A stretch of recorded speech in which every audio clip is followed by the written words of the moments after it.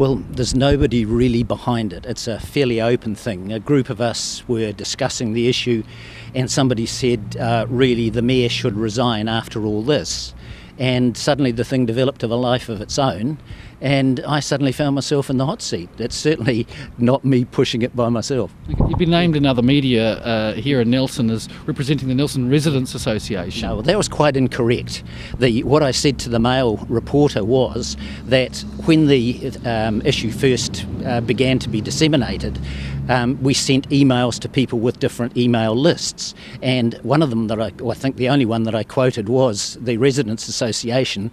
All the others were informal lists, but the poor old Residents Association have been incorrectly lumbered with something that certainly wouldn't have been their wish to have presented like that. Okay. Yeah. Now, this isn't just about the result of the poll over the Māori ward, is it? No. The ward poll, and it was not the poll itself, but the unnecessary expenditure of something close to $100,000.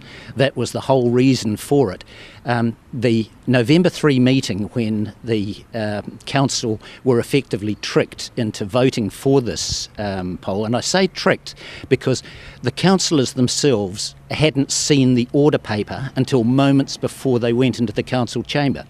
Now, not only that, the committee that had actually discussed the process of possibly having a Māori ward, headed by Councillor Ian Barker, had decided that nothing be done, and that was their decision. Councillor Barker, in the meantime, had gone on a trip overseas, and here was council suddenly confronted, as I said, moments before they went into the council chamber, with this extra order paper calling for the setting up and establishment of a Māori ward in Nelson. The next thing too was that to their surprise, the chamber itself was packed with Maori. So obviously the Maori liaison officer on council, his name is Jeff Mullen, he had known about the circumstances of the vote coming up, and the chamber packed accordingly. Jim, this is quite alarming stuff. It sounds like there's some trickery and some, well, can I say, slightly twisted things going on in council.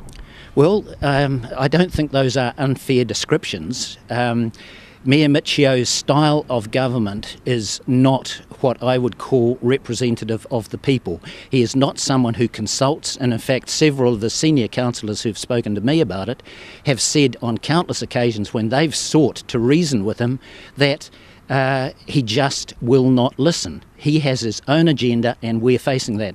And this is the reason I'm not in the habit of calling for the resignation of mayors or, anything like it. It's a huge step, but Nelson really needs to consider it deeply in the circumstances that we're facing at the present moment. Well, in the last week, we've also talked to Nick Smith, who's saying that council spending is out of control and they're not taking on board the messages that ordinary householders in this country seem to be getting already. And in the same week, the announcement that the council's purchased $2.43 million worth of land, which they might want to use later. Is this all part of the sentiment, the growing groundswell, do you think? Well, essentially, yes. Every single one of those things. But it was more the irrationality that's being exhibited. The land up the top of the brook between there and the Dun Mountain that might be made into a cycle track, $330,000. We can't afford to keep lashing out like this. Nelson City Council debt has risen from 9 million 10 years ago to 97 million plus today. We must be reaching the point where suddenly we're going to find that not only can we not borrow at low reduced rates that are available to council, but because we've overstepped that limit and would be possibly paying a higher limit, we're also in the position where we may be faced with being maxed out. That means we can't, or the Nelson City Council was faced with not being able to borrow any more money. And that would be really serious if we had something else like the Brook floods or something like that happen. Where would the means of being able to address that situation come from? All right. Obviously, the personnel in the mayor's seat, is it possible for that to change mid-term? Look, I don't know. What we're trying to do here is address the issue and make the mayor see that what he has done is uncountenancable. We cannot carry on the way we're doing. And yet he seems blissfully unaware that this is the case. I've been described on the radio this morning as a madman, among others. I would stake my sanity in a collective sense up against a whole pile of others and let them judge on it. But my concern is that the mayor is a small clique of councillors now. Did you know they're now setting up a secret meeting every Monday with the dual portfolio holders for each of the council portfolios? I think Eric Davey was entitled to be there, but he has chosen not to.